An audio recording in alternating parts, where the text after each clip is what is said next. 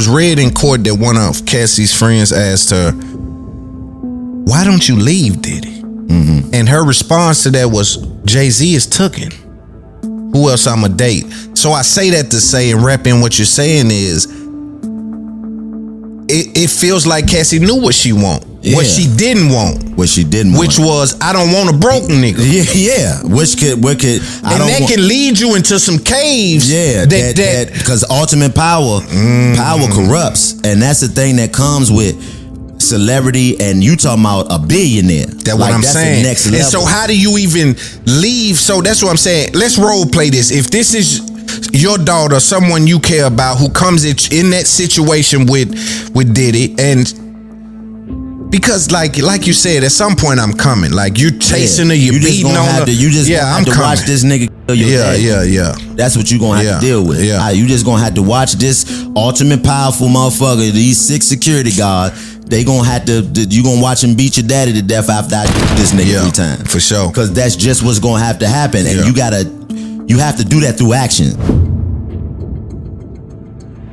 You first get the money, you got to catch up from what you was behind on. You in a deficit. You coming from nothing. So you got to get that nothing off your back before you can even start to be in the positive. It's like Black Friday. You know, they call it Black Friday because most of the time companies are in the red for most of the year until that weekend, and it take you into the black. Yes. So you got to operate in the red for a while, and then once you get out the red, then you in the black. That's when the game really starts. You know what I'm saying? So for me, it took me. I tell people all the time, I got on TV in 2013. I didn't get ahead to where I was caught up. Where I paid my student loans off and all that till about 2017. Yeah. So it took me almost 6 years to get ahead. Yeah. Even I was getting money. I wasn't fucked up. Right. But I wasn't ahead. That's two different things, and I think that's what people don't know. Yeah, right? you gotta allow yourself to have the mentality that I'm going to worry about the things that I need to take care of instead of trying to impress what's in front of me. Right. Because if you try to impress what's in front of you, then you're going to lose. You stay in the red for the whole time. Like I lived in my college apartment probably up until I couldn't stay there no more. And I just say I couldn't stay there no more because I was coming back off the road and people was like, I told you lived here. Then I was like, okay, now it's time to move around. I drove a Saturn until it had 313,000 miles on it. That was just me understanding. Catching up. I got to get out the red. Once I get in the black, then I can start operating because I know how to get money. I've been hustling my whole life. But that wasn't the system's way of respectable money making. Right. You know what I'm saying? This was just the way that we were taught in our environment. How to be functional in our environment, which isn't respected in the grand scheme. Right. So you got to figure out how to be respected in the grand scheme before you can start to move forward. Got to pay them people. It doesn't stop when you die. You know what I mean? Right. I said you leaving it to your family. They gonna have to take responsibility because your estate is always going to be responsible for whatever bills you incur. That's why, one of the greatest pieces of game I ever got was the insurance game. Always get the insurance. Wallo gave me that. Always get the insurance, man. That came from somebody who I highly respect. And I'm talking about on that's every passing level, down wealth, man. On every level, always get the insurance. Like for a long time when I was just telling you about me being able to get back, I couldn't rent cars from nobody. I was on the do not rent list. Why?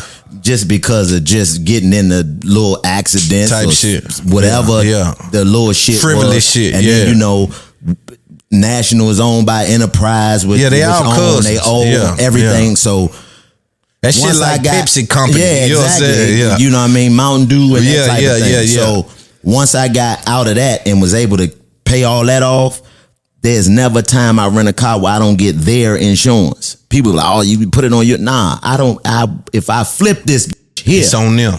Here you go. Because I took that and paid that little extra money to get the insurance. I do that every time. Always every time. And it be insufficient money. It be some little $28 a day or something. But that right there is going to save you to where you don't have to worry because, the inevitable is always... to be expected when you come, especially when you come from the type of background I come from. I know what instant change looks like on every level. I've had to bury family members that was telling me what we was going to do in a couple hours that I never saw again.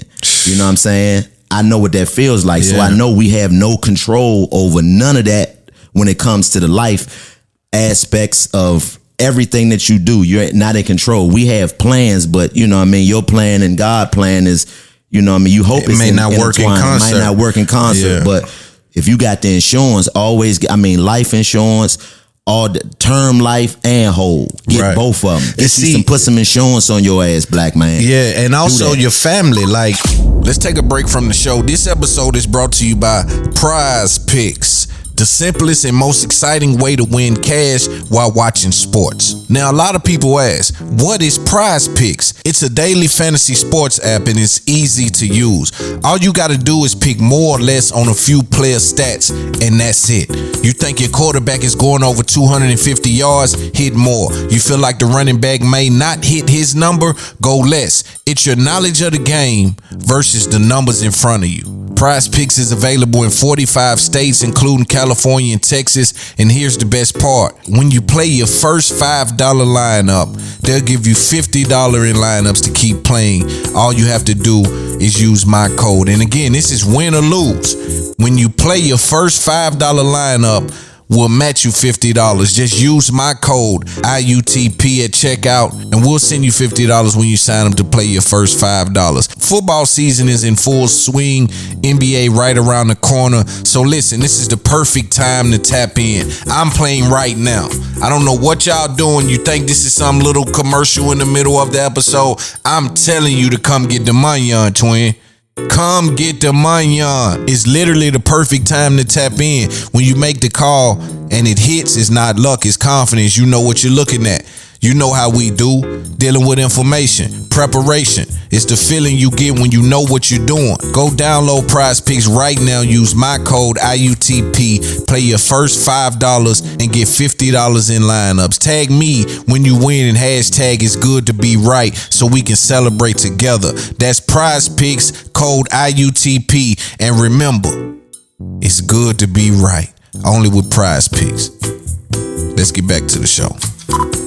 I think it's like, yo, your uncles, your cousins, they should be saying, nephew, put some insurance on me when I leave. Just make sure my kids get a little something. Like, you could pass wealth down through the insurance game. Wallo gave me that game long soon he got out, bro. He was like, first thing he done was went in with the insurance because he learned that that's how most people pass wealth down. That's it. But I've also seen people, I've also seen people get their insurance money and run through it like it's a dope pack or something. I mean, no, that's gonna happen. But the unfortunate part and the fortunate part is just all perspective because shit, you gone. Yeah, you know what I'm saying? You ain't got no control. You try to instill that knowledge base in your people when you're here, but who knows? Right. But the thing is, you know you did what you were supposed to do. Yeah. Like for me, it's about the picture over the fireplace. You know what I'm saying? That's what it's about. Took care of that. Yeah. You know what I'm saying? That's what it's about. Because at the end of the day, we all got to leave away from here, and nobody knows when. Nobody knows when that date is. You That's what's scary, man. I mean,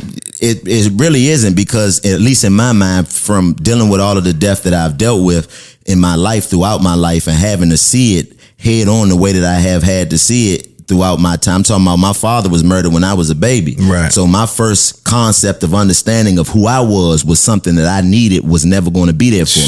So this is something that I learned immediately. But it's really it's what we're guaranteed. We act as though this part is guaranteed. Right. When this is not guaranteed, the death is guaranteed to all of us. Yes. That's one thing we all have in common. So if you understand that, then you know to move with a certain level of intensity, and not just intensity, but you know what I mean, what's the word I'm looking for? When you move in purpose, like you just have a certain level of purpose and understanding intention. There you go. Thank you. Move with a certain level of intention of what it's going to look like, and not being afraid to have that conversation. See, most people are afraid to talk about it because they feel like, oh, if I talk about it, bring it. No, it's no such thing as that. You're not in control of that. Right. What you need to understand, and from my vantage point, is you have a responsibility for the people that are going to be here. One day is going to be your last day here with everybody that you love, whether it be them or you first. It's going to be your last day. So what legacy do you want to leave when that occurs? You know, I got a daughter. My daughter is going to know that when I was here, no matter what happens, no matter if I live another 60 years or whatever happens, you're going to know that when I was here, my main purpose was making sure that your days were better than mine while I was here, and especially after I'm gone. Right. I think mine's is not, I don't think my fear is driven by thinking that the inevitable won't take place. I'm always thinking like, I'm not sure that they're ready to take this position, because this position is, in my advantage point, is more than they're prepared for. Any of my lineage, and I don't see no one behind me that I can say can step in this spot and cover as much ground as I've covered. And I think that's scary for me. I don't know why, man, because but don't you think that's your responsibility to be able to incur that type of response from your people?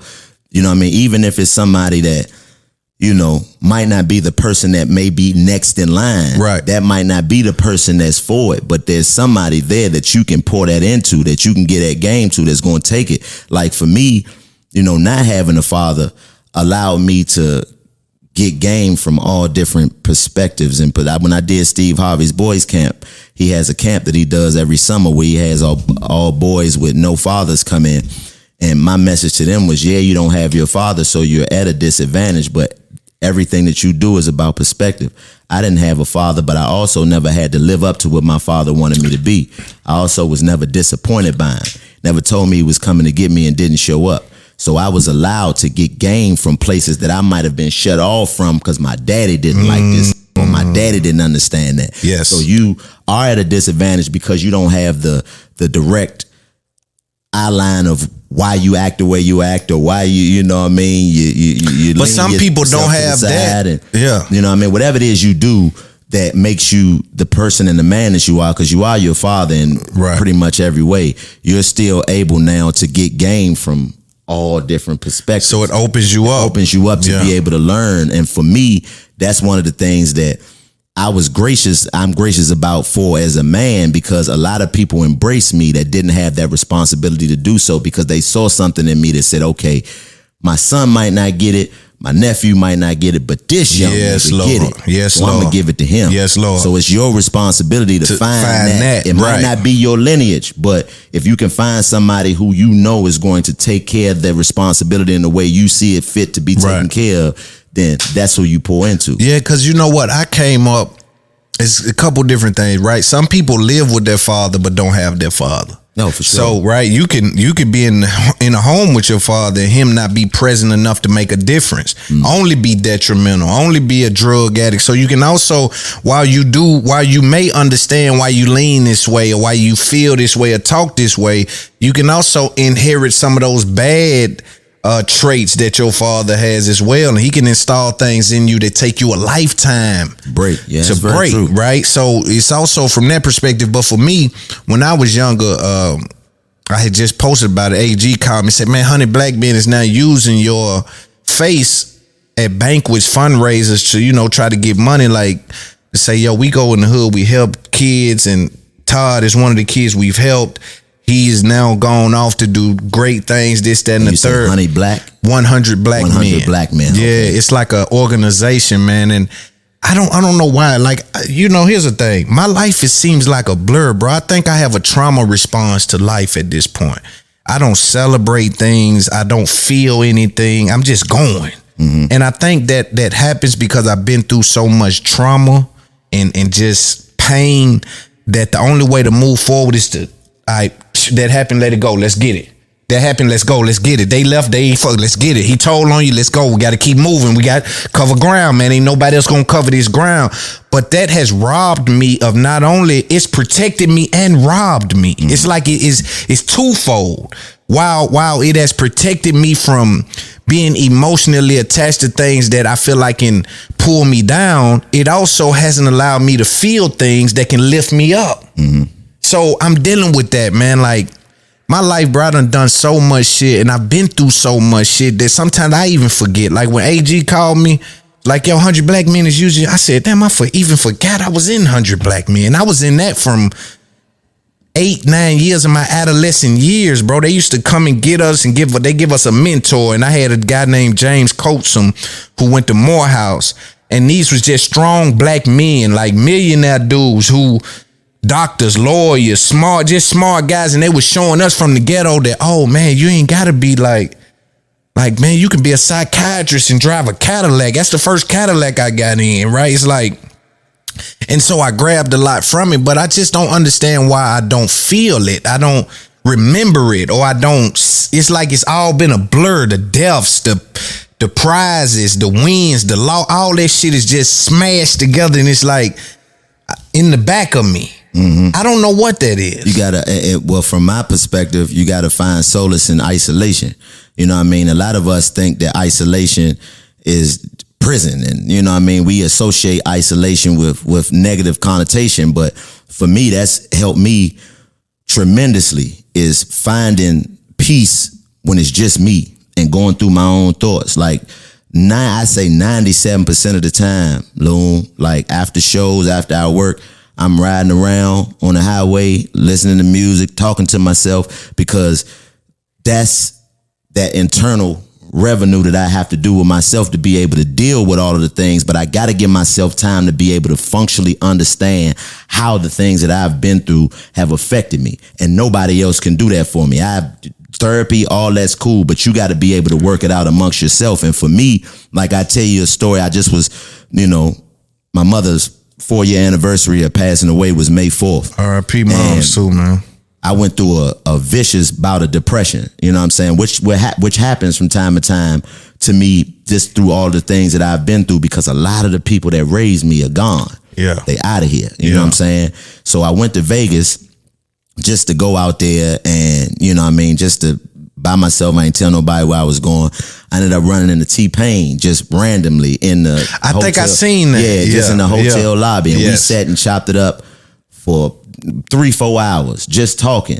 And for me, those little pieces of mental relief are what I use when it's just me, to understand that these are the things that God has given me to let me see that I'm not by myself, even if it's just something that's, random as running into a partner in a hotel lobby. But I got to take the time to understand that that's what that was. Right. Because without me understanding that's what that was, it'll just be some shit that happened. Right. You know what I'm saying? Yes. And for me, like, I watched my mama pass away. I watched my Uncle Reggie die. That's so deep, bro. I watched her. That's I rubbed her back until she died. Bro, that's so deep, bro. That's too deep for me, bro. You know what I'm saying? I watched that happen. Bro, that's deep, bro. I remember at that moment being, stern enough in front of the hospital people, in front of the doctors and everything to hold my composure. But when I walked out of that room and that light hit me, a hole got ripped into me that I knew the rest of my life is going to be spent with me trying to fill this hole up. Yeah. Because, I heard Los talk about it in the interview. Your anchor is gone. Oh my God. You know what I'm saying? She's out of here. So for me, filling that hole up, and mind you, this is coming from a person who thought they was prepped for whatever. Yeah. Prior to my mother. Yeah. Like I said, my father dead. My uncle, who was like my father, I watched him die.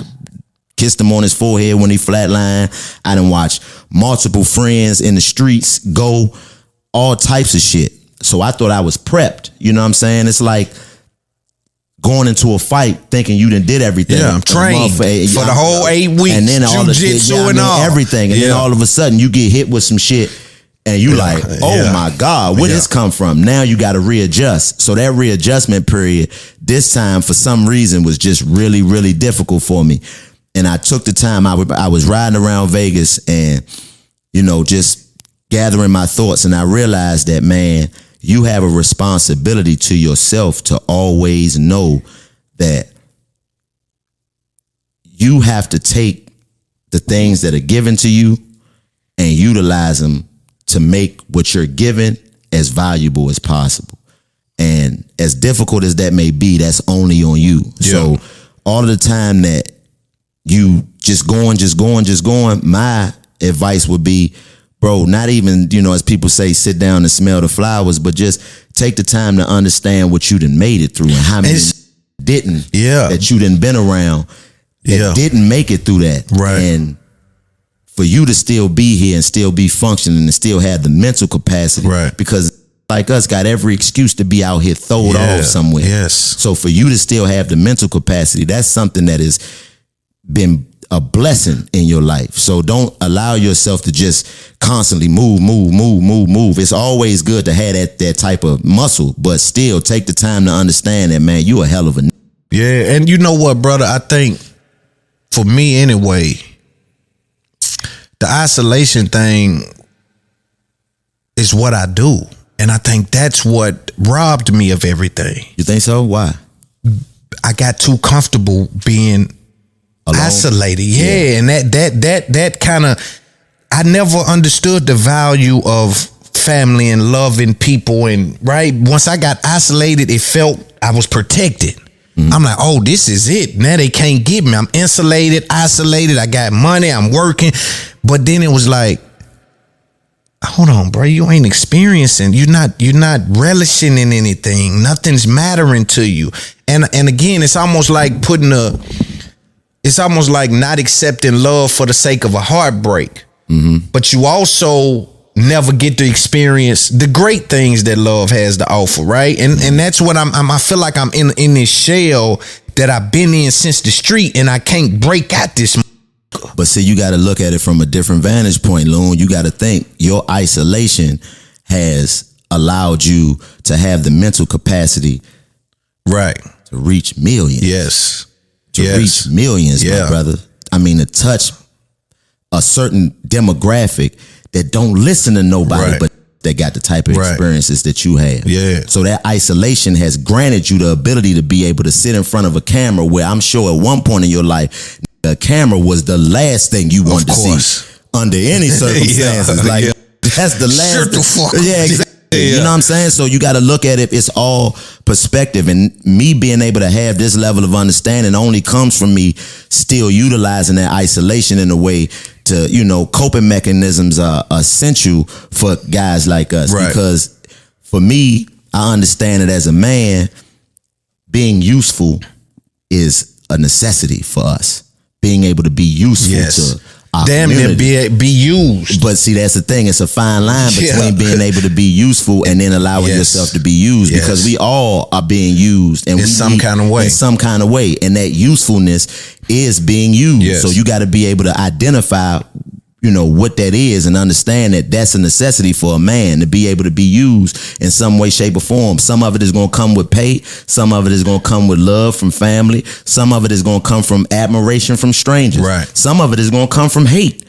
All of it is encompassed in that usefulness that we need to have as men. So you being able to find that isolation within yourself and that protection that you put on yourself has allowed you to be able to reach people in ways and walk into rooms and be able to walk into a room without, I done been around you, bro. Like, I know the type of energy. That's why we connect so much, because I know you don't got to be the loudest in the room. You can be the silence and still be the focal point, because your energy is, I don't need none of this to be who I am. My mirror is my validation. Yes, Lord. You know what I'm saying? Yes, so Lord. That right there is a necessity for you to understand, just to know that, bro, you ain't cheating yourself, because you giving yourself in ways that you probably never even thought that you would be able to do on a day-to-day basis, especially being in the streets. You're only able to see what's in front of you. It's day to day, it's minute by minute when you're out there, because you never know. You know what I'm saying? For you to be in a position now where you can sit and express yourself, not just on your own platform, but stretch yourself amongst other people's platforms, allow people to come in and sit with you and feel comfortable in the nature of where they have in dialogue that they don't have with nobody else at all. That's what, you know, we pride ourselves in, especially me, Los Fly, all of us. We pride ourselves on, you ain't got to worry about us asking you none of that sucker shit. We want to talk to you in real ways that make you have intelligent, real conversation, engage in dialogue. That's why I'm always excited to sit with you. Appreciate you, brother. It's engaging, and we don't have to talk about what everybody else is talking about. What everybody else is talking about. Bro, don't you know, you one of my favorite people, man. And I tell my fans, I'm like, when I look at Chico being interviews online, we literally had, so of course Breakfast Club, you always knock that shit out the park. It's always an M or better on Breakfast Club. T-Pain, you and T-Pain chemistry is crazy. Then it's us. And I'm like, yo, me and this did 800,000 and we didn't talk about no current topic. Nah, it's not necessary, because when you get into a environment where you feel comfortable as a man, that's a necessity that a lot of us take for granted. Yeah. Being comfortable. You know what I'm saying? Because as a man, for real, the world is set up for you to be uncomfortable. And be able to navigate okay with it. Navigate that being uncomfortable. Yes. So when you find a level of comfort, especially amongst another black man who you didn't grow up with, from a different city, different environment, and you able to find that camaraderie, man, that's priceless. Yeah, it is. And I tell my fans, I'm like, bro, I'm so amazed with that. And then all of the comments, people are just like, bro, we need more of this. We need more of this. And I'm like, this ain't even what they have podcasting as. Right? They have podcasting as chasing the clicks, chasing the current topics and things like that. We literally sat and chopped it up about no current topics and just talked about life and love and relationships and growing up and black fatherhood and shit like that. And it did 800,000 on the first one, 600,000 on the second one. I'm like, because that's what we need. That's what's missing, and that's what you provide. And that's why I try to make sure that whenever I'm in your presence or around you, to let you know, bro, it ain't too many people that's speaking what you speaking, and you by yourself most of the time. Yeah, you know what I mean? To keep that attention span of people when it's just you talking and it's just you and the camera, and you ain't got nobody that's a celebrity or and you talking about whatever it is you talking about and giving game, and people can sit and engage in that. Sometimes a nigga don't even have to be paying attention. I just got you running in the background. Right, yeah. Because subconsciously, that's feeding me, whether you know it or not. Your subconscious mind is 100 times more powerful than your conscious mind. I sleep listening to books and shit. Me too, all the time. Yeah. You know but see, that's why we click, is because we on the same frequency, right? We elevated this peak perspective, and that's why I try to tell people, but we have to do a better job at galvanizing us in a group together. Right, whether that be online, virtual, we gotta congregate more, because that's what let people know over here. That's why I'm saying what I'm saying to you about that isolation. Because a lot of us have that commonality in being isolated, dudes with perspectives like us that have been through the type of thing. So if you keep that perspective of I'm not going, then we'll never be able to galvanize, because you got to figure out if we could be the example of what it looks like to just for a nigga to open up and say, you know what, maybe just in this space. Right. Maybe if I got just this space, maybe for, 5-10 minutes a day, I just open myself up to my own thoughts and expressing it. Even if I'm not expressing it to no other person, just expressing it in some way where I'm letting the shit out and allowing myself to be free of that pressure that I've become so accustomed with dealing with on a day-to-day basis. Then you allow yourself to find your community, you know what I'm saying, in ways that you're not going to be able to find it. Like I always tell people, like, niggas wait to go to jail to get intelligent. It's like, Slim, you ain't got to wait to go to jail to read a book. You ain't got to wait to go to jail to be respectful. You ain't got to wait to go to jail to work out. You know what I'm saying? You can do all that in the free world. Yeah, man. I got a call from the feds literally yesterday. Also, make sure these cameras are still rolling. You know, some of them they're cut off. But I got a call from the feds yesterday. One of my homeboys, man, he done been to jail 1,000,000 times. He probably 48. He probably done 26 years in jail in spurts. More than half his life. Yeah, 8 here, get out for 2 years, go do 6, get out for a year, go do 3, get out. So he in the feds right now. And he called me. Him and my cousin, who I told you got caught with the 600,000, 700K, whatever it was, about 650. Both of them niggas call me, and the first thing they say now is, nah, man, I'm off all that shit, bro. Like, we the real Hebrew Israelites. Like, they going all way. And I'm saying, oh, y'all wait. I've been preaching this. Like, bro, listen, the reason why when I came in the game, I was so hard on niggas that sell dope is because I just left the game. And I saw things like that. Nigga, my cousin get caught 700,000 while I done took 100 and put into this shit and trying to figure it out. Round 40 on this 30, trying to just figure this content shit out. I'm seeing ain't nobody else moving from outside of the game. And I came in saying, oh, niggas dumb.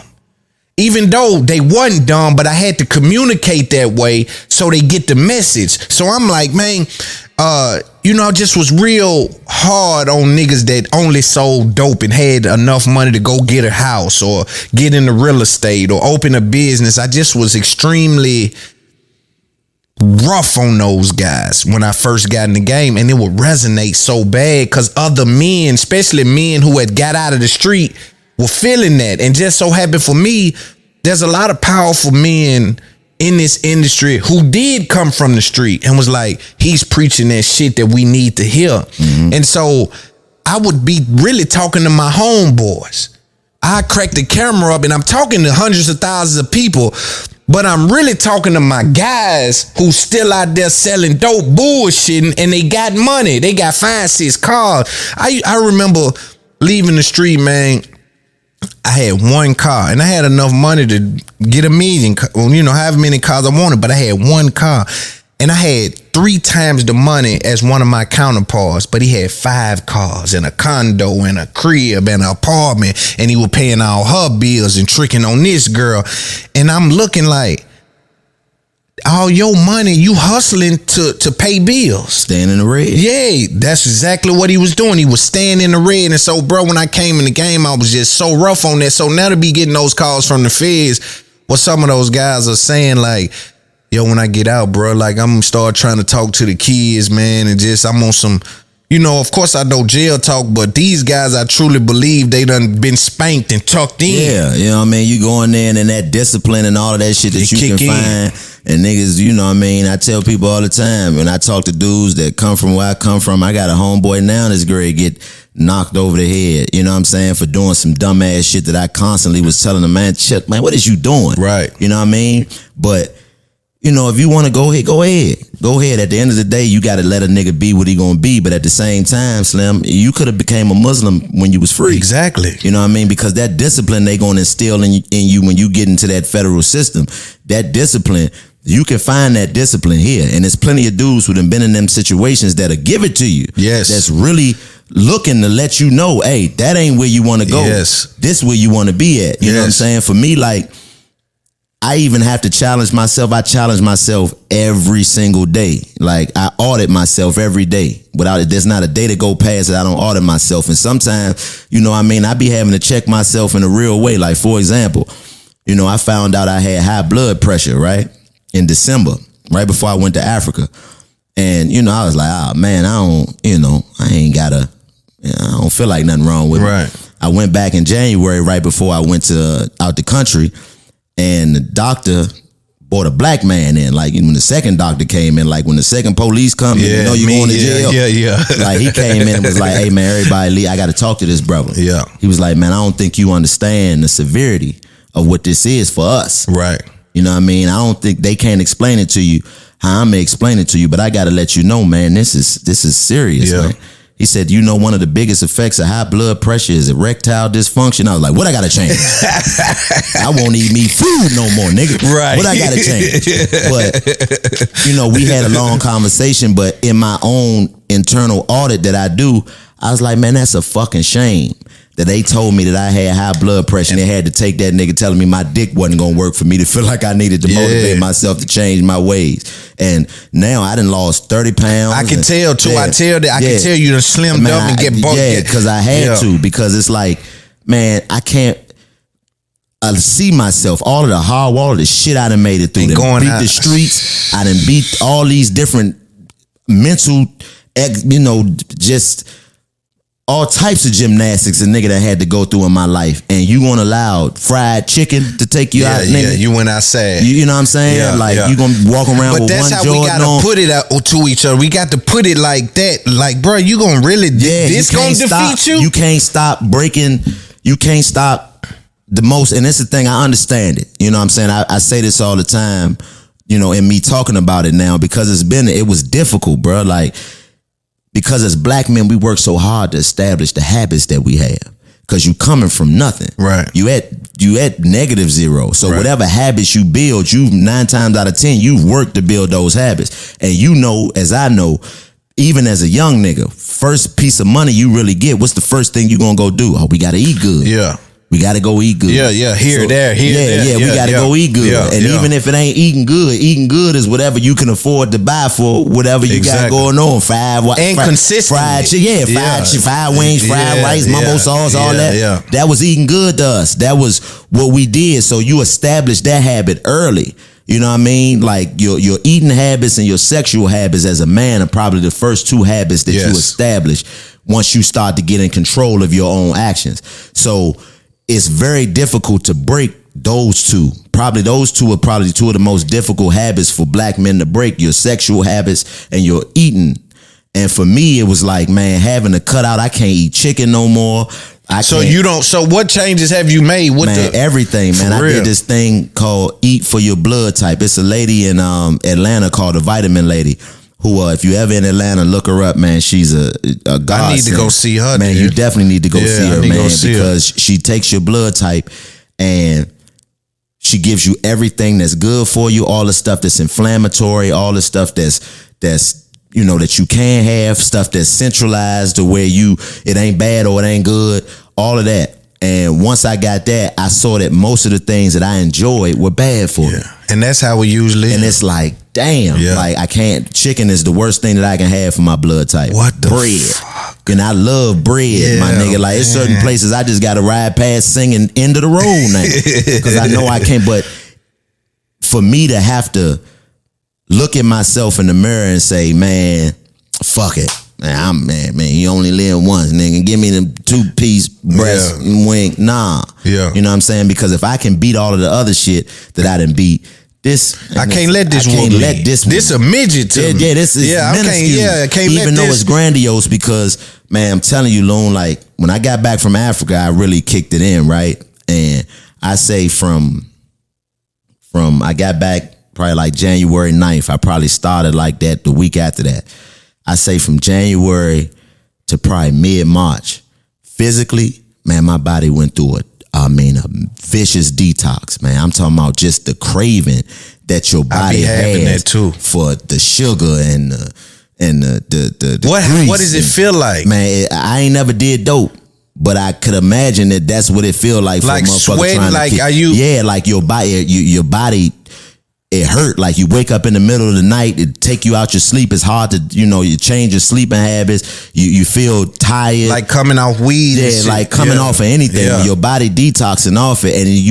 And it's so much difficult, more difficult for somebody who detoxing off dope, because dope costs more than the chicken wing. You know what I'm saying? You can easily just double back and go just fry you some. Get some. So for me, it was like, that was one of the most difficult mental process that I've ever had to go through and really cutting that shit out, because I knew it was necessary. But what motivated me was I started to see the benefits. Like I suffered from migraines for the longest, man. My migraines have subsided. That's blood pressure shit. You know what I mean? All that's blood pressure shit. But I didn't know because my mama we don't go to the doctor. Yeah. And I refused to get on that medication because once you get on that medicine, it's in you. And I salute to the doc, man, for giving me that game, because he told me, man, I don't want you to get on the medication. Change this shit, because if I put you on the medication, you can't never get off of it.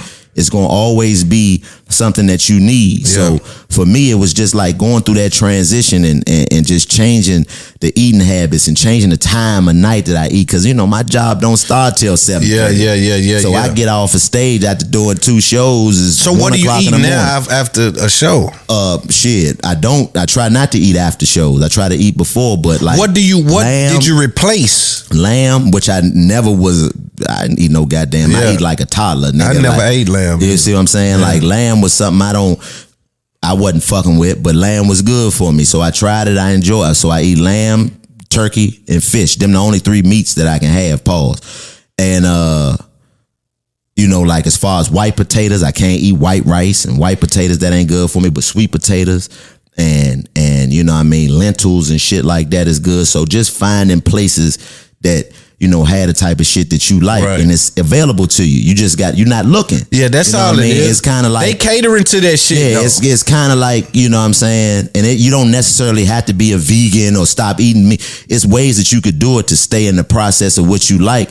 But it's kind of like, how when you get a car and now you see that motherfucker everywhere, you know what I'm saying? Like that's pretty much what it is. Once you open yourself up to that new environment of food, then you start to find the places that offer the things that you like, where you probably was walking past it every day because you was on your way to Popeyes and that's all you was thinking about. Yeah. So for me, that's helped tremendously. And now to the point where, and I've been exercising. That's another part. But what kind of exercise? Man, a lot of cardio. That's all you need, though. People don't understand. Like incline, full incline, walk. That shit'll fall off you. And I'm talking about, man, I was so How long? Man, for as long as you can go. You know what I mean? Give yourself at least 10 minutes starting off, but just keep going. Like for me, I was so disappointed in myself when I really started to really get in the process of it, because I got a gym in my basement. Me too. That I was never in. I got the whole shit and I barely be in there. And it's like, what did you do that for? Mentally, what you did it for your ego at that point. So we operate an ego a lot as niggas. You know what I'm saying? Like, I'm going to have it down there just to be able to say, yeah, that's my gym. Yeah, for sure. Yeah, and you ain't been in that motherfucker. At all. Cobwebs and shit in there. So for me, it was like, man, that's a shame that I didn't had this available to me. And I know the process. I done always been an active person, and athletic, you know what I mean, as a youngin', but just applying myself, and it's like, man, I ain't gotta leave the house and you being lazy. And it still don't do it. That's how I be. Like, my son went in my gym literally yesterday, but my son football player, and I'm telling you, I got him whooping something for me, and that little nigga strong, you know. He went in that other day and grabbed them 35s and just started working them jumps. I'm saying, damn, my little boy strong in a motherfucker. Because I grabbed the 35s and I can work them jumps. But you a grown man. But I'm a grown man, and I'm watching my 16-year-old boy work them jumps in a way where I'm saying, oh, he curling them and shit. I'm saying, dog, this little boy is really strong. Yeah. And so, man, like you say, it's our ego. But also for me, I got off of weed because I started to learn, like, oh, they done fucked the weed game up. They spraying shit down. They got terps. It's all kind of all types of shit. And I'm saying, Loon, you ain't get this far to wake up one day on some weed. You dead somewhere. Either that, or you done lost your mental capacity to be able to engage in the conversation functionally. Yeah, you know what I mean? Because all of that, some shit that made you forget where you live. You know what I'm saying? You don't remember where the house at now and shit like that. Ain't worth so it, I went cold turkey, bro, and I ain't never really went cold turkey unless I was in jail or something. You know, have a choice. Exactly. So, bro, I started sweating in my sleep and shit, and I'm like, oh, this is serious. Yeah. But I noticed that I'm not, cause see, the weed thing, it became a habit. I wasn't even really enjoying weed anymore. It just was a habit that I had developed. Like when I was younger, weed was a thing that you actually got high. Yeah. Now it's like you just doing some shit. You know you just smoking. Yeah. So when I smoked the shit, I smoked the shit and I'm like, this ain't doing nothing no more. And it make me sluggish. It'll make me just be sitting around just on some, you know, and then I go eat something. It's just a whole bunch of compounded bad decisions, like eating and wasting time and sitting there doing nothing and staring off into space. And I said, yo, you got to let that shit go, man. And when I let it go, the first day I sweated. Couple weeks in, I'm like, I ain't tired.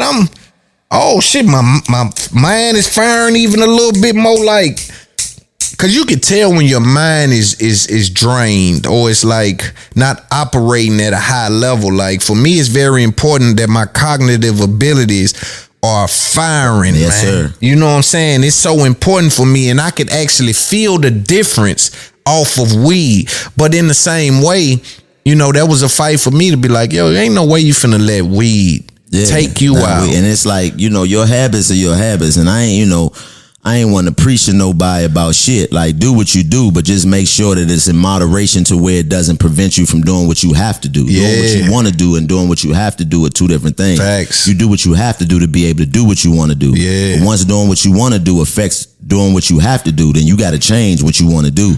And, you know what I mean? Usually we allow it to get past that point before we make the decision. You know what I'm saying? And for me, like finding out, you know, about the high blood pressure and just going into my own research, it's just like, man, this shit killed way more niggas than bullets, but we so focused on motherfucker running up on you with a pistol and the beef that you don't even know, nigga, that them motherfucking chicken wings is taking you worry about the wrong it. beef. Yeah, you worry about the wrong beef. Yeah, nigga, that steak what gets you. Wear your ass out, Slim. Yeah. And, you know, for me, being an example, like I understand my positioning. That's what the braids and all that shit has always been about. I've been blessed to not give a fuck what people think about me.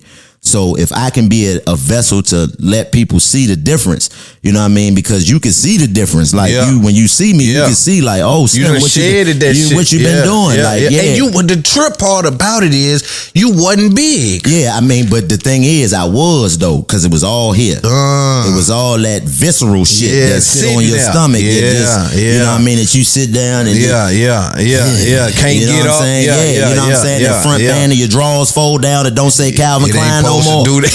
You know what I'm saying? Hey, that's all you big niggas know about that. You know what I'm saying? Like that's some different shit. So for me, it was like, man, just getting to a point of being able to say that, you know, it was a challenge for me. I'm always big on a challenge. You know what I'm saying? Like if I challenge myself to do anything, but it's a difference between challenge and dedication. You could challenge yourself to do whatever, but what are you dedicated to? Like I say all the time, comedy was the first thing that I ever fully dedicated myself to, because I had always been blessed to be good at great at whatever I chose to do. So I just did enough to show that I'm better than you. Right. And now I could just coast. But nah, this shit is something you got to dedicate yourself to every day. How do you do it in the mornings? Do you do it whenever you can? I feel like it. See, that's the thing. That's what that's why I'm glad that I've been, and that's why I say the benefit is in me accosting the life that I've been able to build for myself is that I get to do what I want to do. That's the blessing.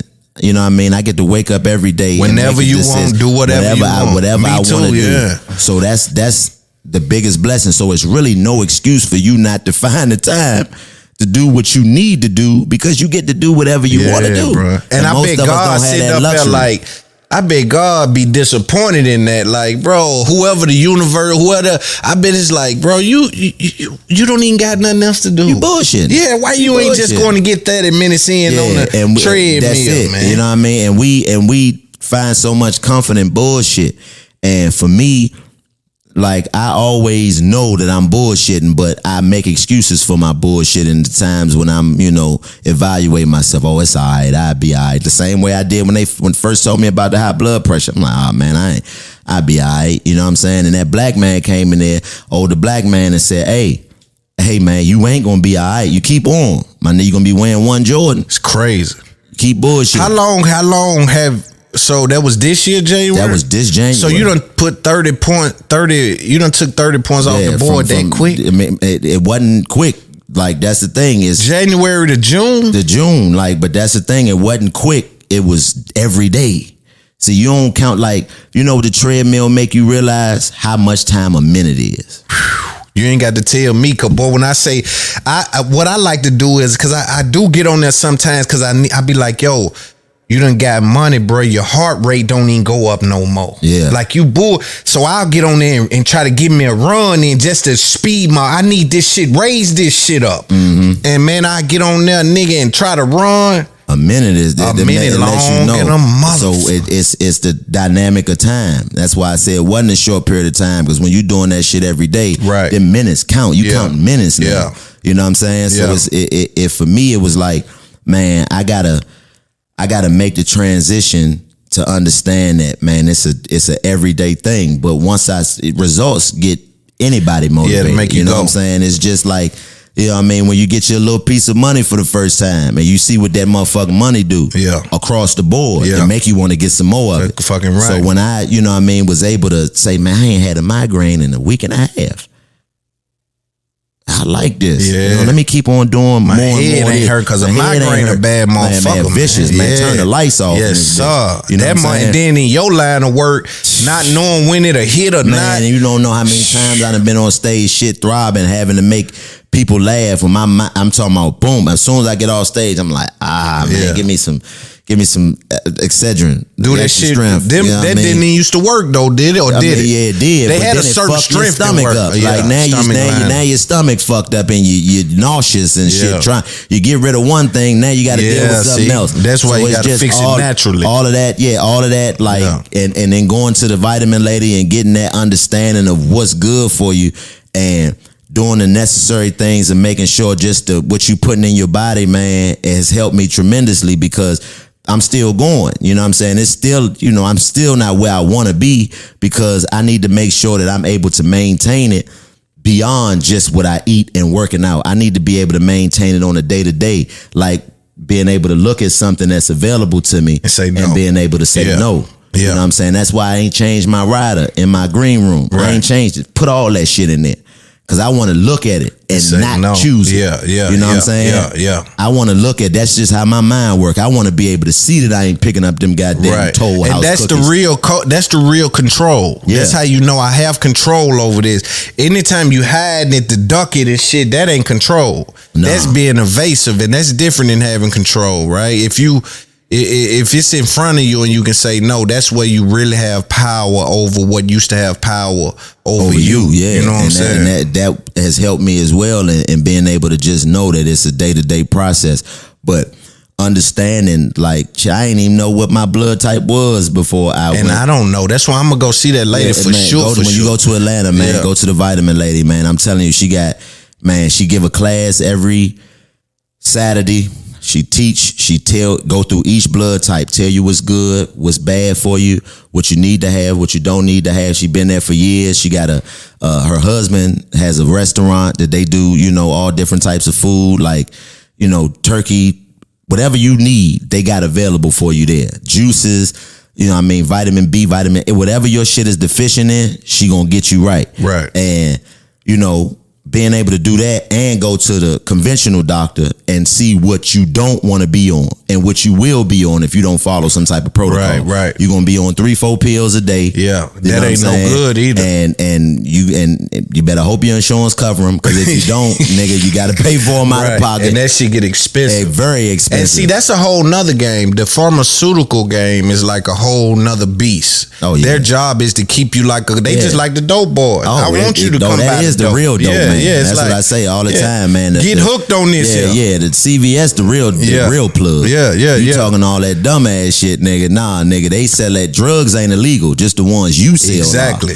and it can be the same ones we sell. Yeah, exactly. It ain't like you got a different drug. It's just you selling it. You can't sell it. Nigga. That's what make the drug illegal. Your black ass. Think about that though. That's the reality. That's crazy. Yeah, drugs ain't illegal, nigga. You get that prescription, you can go in there and get all that shit you going to jail for. And because that's the way the game works. And you know what was crazy is the Diddy trial, right? I was looking at the Diddy trial and I'm seeing where he had doctors really writing him prescriptions out in a name of Frank Black at the pharmacy. So I'm saying, okay, they have no real stronghold on even the pharmaceutical company, because Frank Black is not a person. Mm-hmm. It does not have an ID. And if it does have an ID, it's a fake ID. So it leads back to nothing. So he's literally going in, getting 100 oxycodone and 100 Xanax and shit with a Frank Black name on it.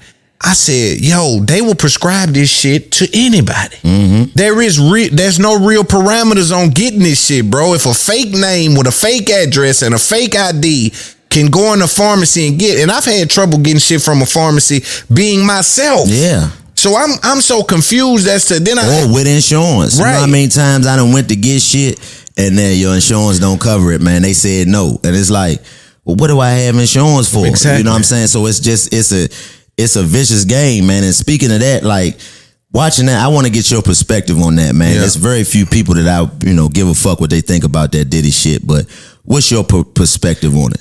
I'm watching it, bro. It's layered. It's not, I don't have just one, because it depends on what facet of it we're talking about. I mean, I ask you this facet. What do you think, if you had to give a synopsis of what you think is really going on, what do you think is really going on with that shit? Do you think it's really justice in play, or do you think what I think, they try to embarrass that nigga to where even if he do beat the shit, ain't nobody gonna want to stand next to him? And also, I think they want the assets as well. I think with the RICO charge, because it wasn't a RICO if you're asking me, but the RICO charge allows them to seize Bad Boy, seize the home, seize the private jet, right? Kind of take some of his wealth from him. Mm-hmm. Without that RICO charge, I'm not sure if they would have the ability to seize his assets. But see, that's the thing with the embarrassment part of it, and the way that they kind of degrading his character, you prevent him from ever being able to accost and gain those things back. Yes. So you take them and then you leave them butt naked out there. Yeah. And that's the thing, man. I say this, I've been saying this for a very long time. Man, I can't name one nigga that left with the money. Exactly.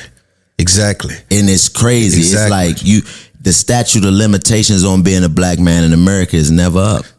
You never know. They can come snatch your shit any at point any for moment. and it's like the same things. And it's crazy when you look at it, because as a black man, we're demonized for the things the other man is celebrated for. Like Hugh Hefner. Perfect example. Celebrated. You know what I mean? You look at R. Kelly. Elvis got married to his wife when she was 14 in front of the world. Nobody ever brings that up. Crazy. So what is it about us that makes the necessity to be able to humble, as you look at what they said about the, Shador, they was humbling. Why we gotta be right? Why can't humble? We have any pride? Why can't we have any? And it's almost like still the slave master mentality. It's still the slave, boy. You can't do that. Yeah. Like you do what we say, not what we do. Right. Even if we're doing it, we're partying on this island over here with all these people and it just go hush. But Diddy, like he we gonna bring his to the front line before we even hear about Weinstein shit. Yeah.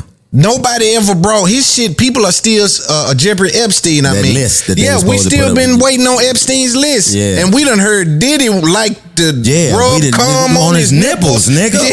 Yeah, like that was not like that. Come on, man. Yeah. I know them niggas in jail. Like send that nigga home. This is the scariest nigga in the penitentiary system. This is the most terrifying nigga. Come on, Slim. I wonder how he dealing with that in the back there. I would assume that you got to be mentally strong to be able to be, have your shit put on Front Street like that.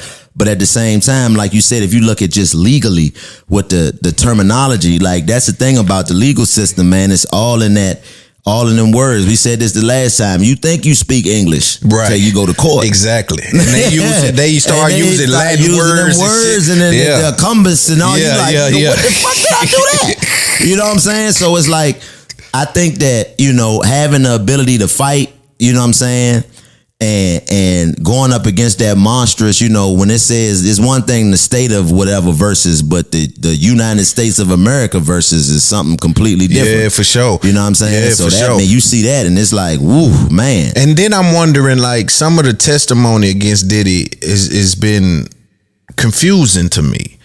One of the questions I had, especially when Cassie was testifying, and of course we don't shame victims, but I think there's a conversation to be had about when am I manipulating a woman or she's lying about what she's into. Right. It's like a thin line it's between. It's a very thin line between. Because to get next to me, you'll go to lying about what you're into. I might say, yo, I like threesomes. I'm just a threesome kind of nigga. And you'd be like, well, Lone, I want to fuck with you. Like, I'm with that. Yeah. And then at any point you can turn it off. Like, that's the thing that, it's crazy how the rules are set up, because you think about, pregnancy or having a child, you know what I'm saying? Like, I have no sympathy or remorse for a nigga that don't take care of their babies. Right. But at the same time, I can understand why you frustrated if you said you didn't want to have to deal with that responsibility and somebody else made the choice, like Anthony Edwards, to make you a father when you said you didn't want to. Now you still took the risk of going up in there, nigga. You should have got the insurance, as I always say. Yeah. But at the same time, you know what I mean? It's crazy how the rules work, because if you go donate sperm to a sperm bank, you can give as much as you want, and they never can come get you. And you technically, it's the same thing.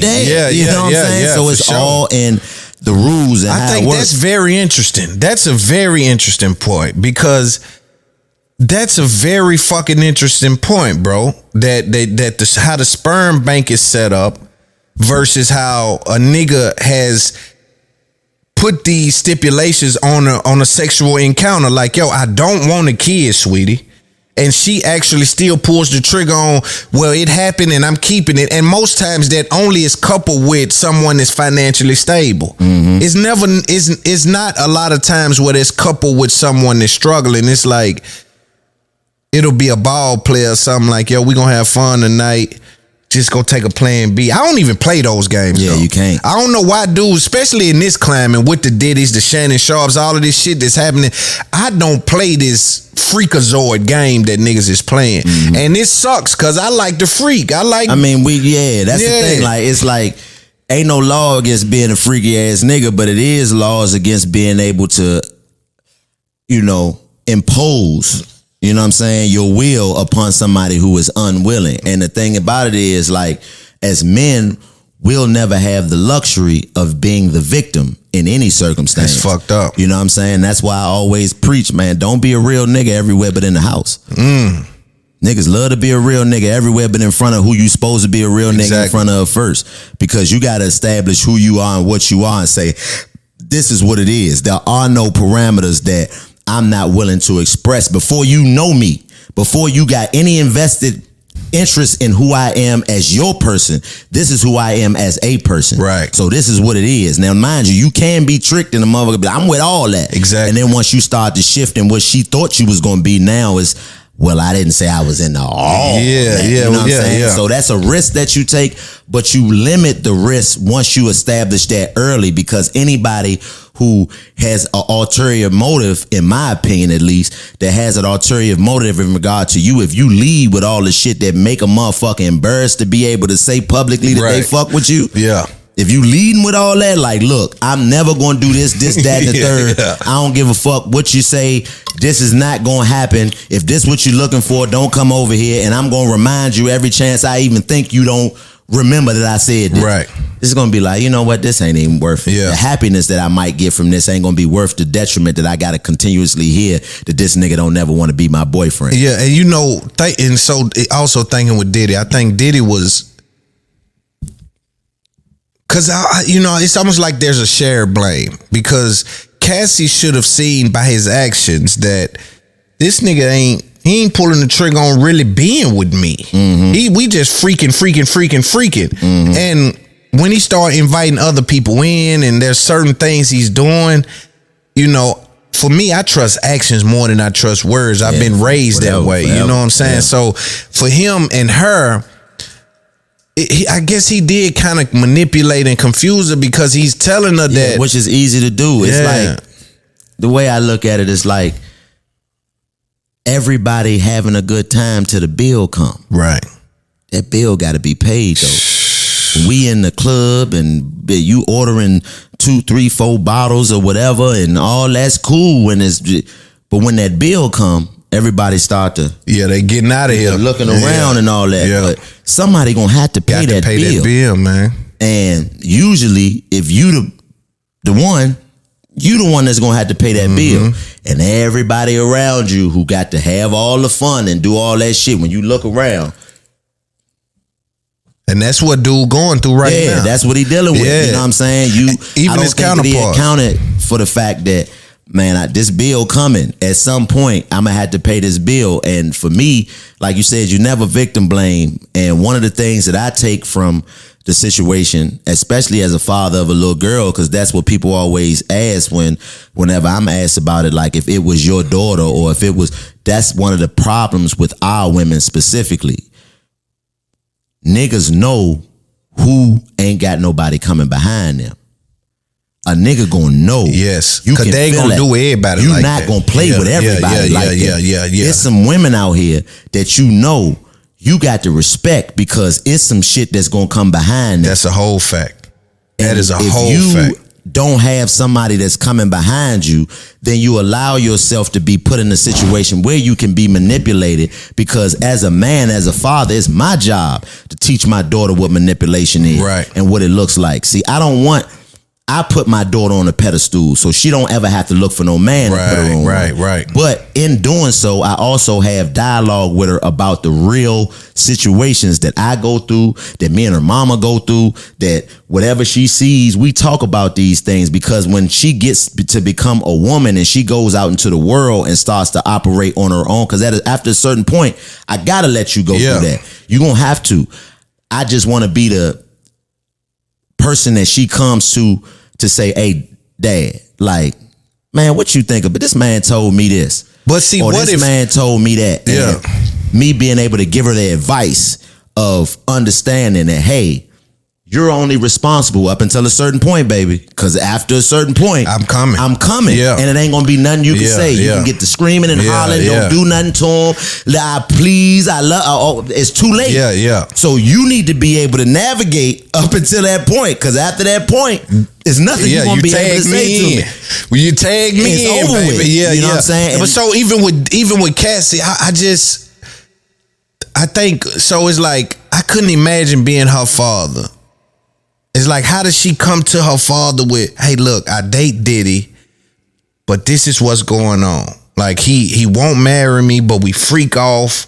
I mean, these are things you die with, son. People peeing in your mouth and shit. Yeah, but that's the thing. Like, can you create an environment where she can come to, where your daughter can come to you? That's what you into. Deep, man. If that's what you into, because you got to be able to. I know my daughter's a better human being than me, because I know that if I had the access that she has at this age, man. Yeah, you'll be doing more. Yeah. So whatever she gets into or decides to get into, I can't allow myself to be, you did what? Right. Get the fuck out of here. Yeah. What's going on? Because I have to let you know that no matter what, as long as you're not willingly hurting yourself or nobody else, that's what I got to make sure you. And that's strong. That's a strong message, bro. And I think this is important that we talk about, because our ego is so bruised, and we can kind of take accountability for things that we didn't even do. Meaning, if I did have a son or a daughter who went and got into some freakazoid shit, you can start to blame yourself. Like, what the fuck? I would never blame myself in that regard, because you grown, and once you start to make the decisions that you make, I say this all the time, everybody's somebody's daughter. Think about some of the shit you did. For sure. You know what I mean? Yeah, for sure. Like, everybody's somebody's baby. Yeah. So for me, it's like I can't exclude my daughter from real life. But do you feel as though your teaching should have kept her out of those caves? I mean, but that's the thing. I feel like my teaching should keep her from being able to be walked into a cave outside of her will. If you willingly want to go in there and that's what you want to do, hey, are you safe? Take care of yourself. Don't come out with nothing you can't get rid of. Right. Do personal protocol. Right. I teach personal protocol with my daughter. These are the things that you need to look out for. These are the questions that you need to ask. One of the first things that I taught her is one of the problems that I see women have, and this is coming from a man who deals with women on all different types of levels. Y'all ask the wrong questions and say that you're looking for answers that those questions don't breed. You're not going to be able to. You can't get the answer from the question you ask. Exactly. Right. You don't have to know what you want, in my opinion. All you got to know is what you don't want. What you want is going to change. Way more important. What you want is going to change. That's going to fluctuate. You're going to like some shit today, and you're not going to like it tomorrow. But as long as you establishing what you don't want to deal with, that's what you operate off. So if you know that you don't want to deal with a liar, you don't want to deal with a cheater, as most women say that they don't want to deal with, why aren't you asking the questions that'll let you know? Because you obviously have dealt with it before to know you don't want it. So why aren't you dealing with the man in regards to the way that you know you can ask these questions that'll let you know if you're dealing with a nigga that's gonna lie to you? But it looks like Cassie was in a situation, and I get this from what something that was read in court. So it was read in court that one of Cassie's friends asked her, why don't you leave Diddy? Mm-hmm. And her response to that was, Jay-Z is tooken. Who else I'ma date? So I say that to say, and wrap in what you're saying is, it feels like Cassie knew what she want. Yeah. What she didn't want. Which was, I don't want a broke nigga.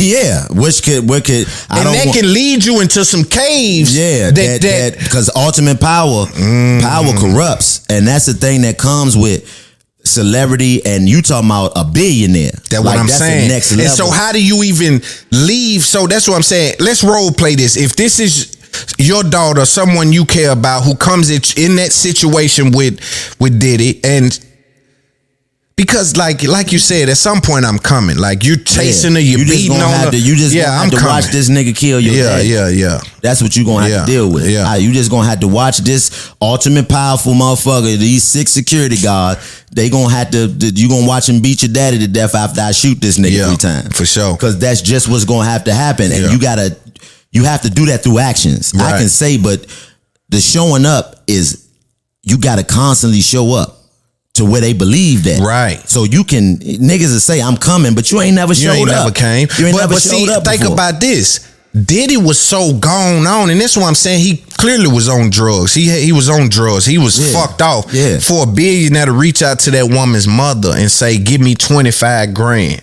Because y'all she's fucking with Kid Cudi now. So you as a billionaire is extorting a poor, I wouldn't say poor, but a financially unstable family for money. But here's the thing, how much of this shit do we know is actually exactly fact? You true. That's well, I don't know, dog. She got up there and she showed that I took out 25,000. I mean, but and it came that's back. What I'm saying. But all of those things is like, that's the end result. You know what I'm saying? And I ain't defending. Nah, we having dialogue, But at the same time, we don't know what the day-to-day was to where what they had going on. Like, innocence is something that's taken for granted, especially in court. Right. Because it's what you're fighting for, to prove.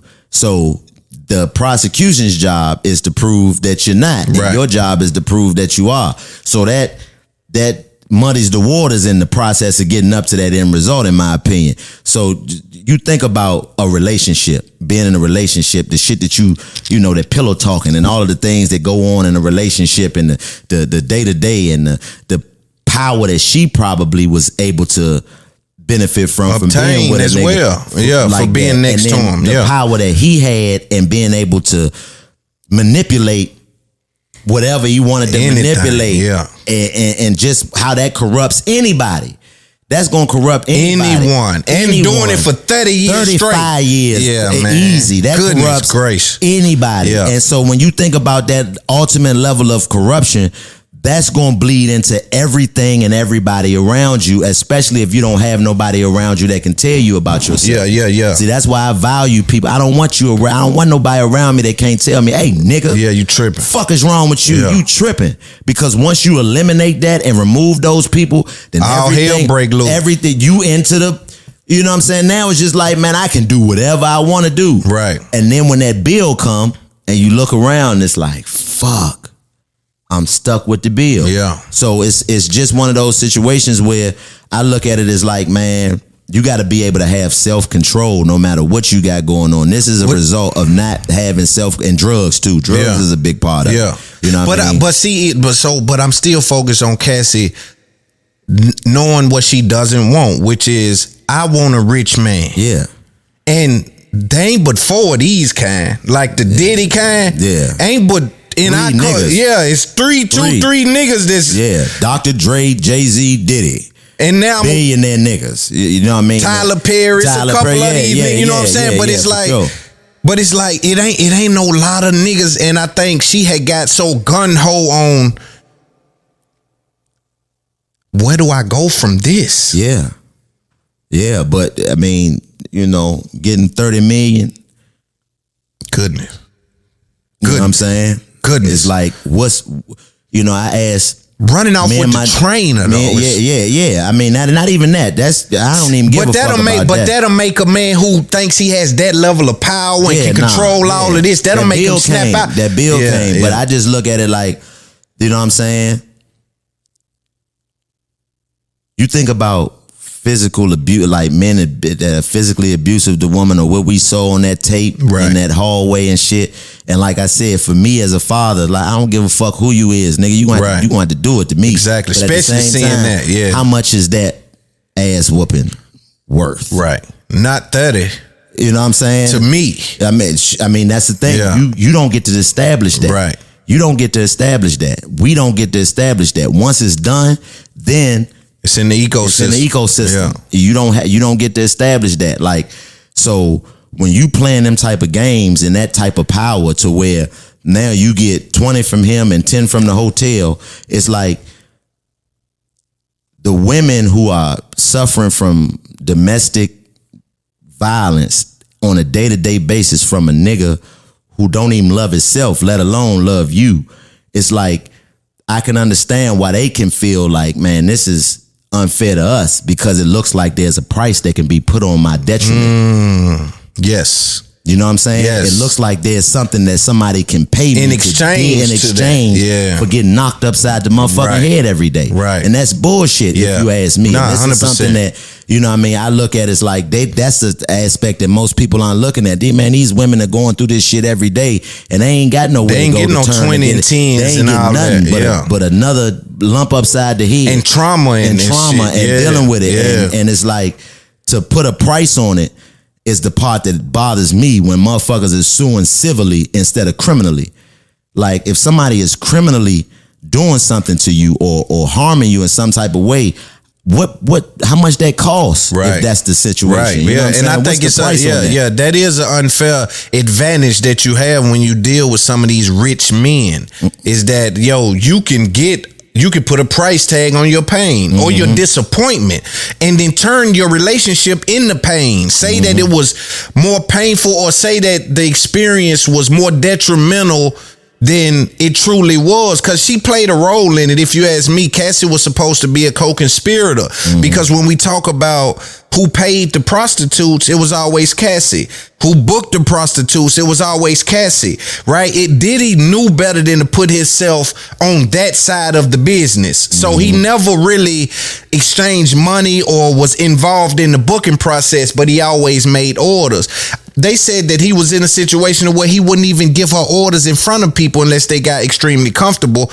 There was an understanding that if we're here freaking and I get up and just walk out, it's over with. Your job is to get up and come holler at me. I got to holler at you about something. Yeah. You know, but he would always remove himself from anyone that can say, yeah, Diddy paid me. You know, or Diddy did this and that. And so, is that illegal though? That's what I'm saying. I don't think freaking is illegal. Yeah, that's not illegal. Like, you know what I'm saying? Sex trafficking is illegal.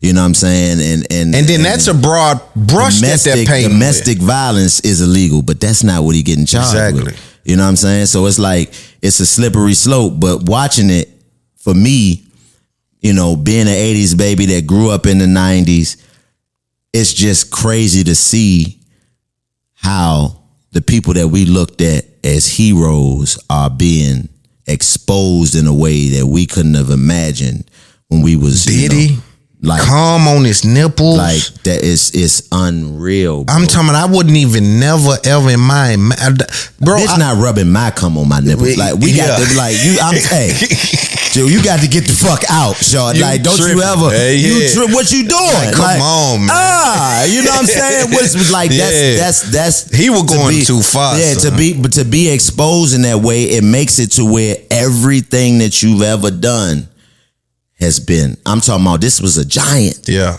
The one of the biggest. Yes. In the world, not just in our culture, in culture, period. Yes. Because that's our greatest export as Black Americans, is our culture. Yes. You know what I'm saying? So this is the giant. This is one of the ones that has helped establish the culture. Conquered 3 or 4 industries. Over multiple decades. Yeah. And in 6 months of a trial, niggas ain't gonna remember none of that. You can't. I don't give a fuck how much you like All About the Benjamins. You're not gonna be able to listen to it without thinking, man, that nigga rubbed. I can't believe this shit. Like, but my question is, why is that coming out in court? Like, what does it have to do with the case or with the, like? That's why I think the embarrassment thing is at play, because what does that particular move have to do with sex trafficking or RICO? Let me ask you a conspiracy theorist question, right? Because I'm a big conspiracy theorist. It's always interesting to me. Like, if they presented you, if the they that they talk about presented you a deal, right? You get to have a Diddy run, but this is the bill. One day we gonna expose all of the freaky shit you ever did, and it's gonna be in front of the world. You taking that deal? I might take the deal. That nigga was balling for 30 years. You know what I'm saying? You look at Bill Cosby. Bill Cosby ain't had to his shit, but they locked him up for some shit he did in the 60s. Yeah. You know what I mean? He had a 50, 60, almost a 60-year run. Man. And then it just, you go to jail like, okay, you get the ball for 55 years. And the money and the businesses come, all that go with it. 55 years, but you go to jail for the last 3. Yeah. Like, you know I might take that deal, man. You know what I'm saying? I might take that deal. I respect you for being real enough to say it, because that's one of my problems that I got with niggas now, is now everybody acting like they wouldn't have went to the Diddy party in 2015. Stop bullshit, nigga. Yeah, like, come on, now all of a sudden, man, I went to the party, but I ain't go to the party. Right. Well, which one was that, man? Right, Stop it, man. I don't, and so for me, you know me, I'm always keep it 100. I don't care nothing about it. And so, of course, I don't condone what happened, but if you telling me that I get a 30-year run, private jet like Ric Flair, private jet flying, Rolex wearing, I'm talking about all of it. Come on, man. You know like, you know, and at the end, they just tell you everything you do in that time is gonna come on out. So just be careful what you do. Now it's on you if you start taking drugs and freaking off and all of that. But like, the thing is, man, like, like I said, that's just the conspiracy theories. But would you take it though? What would 30, you do? I need the Bill Cosby. You need 60. I need 60. Yeah.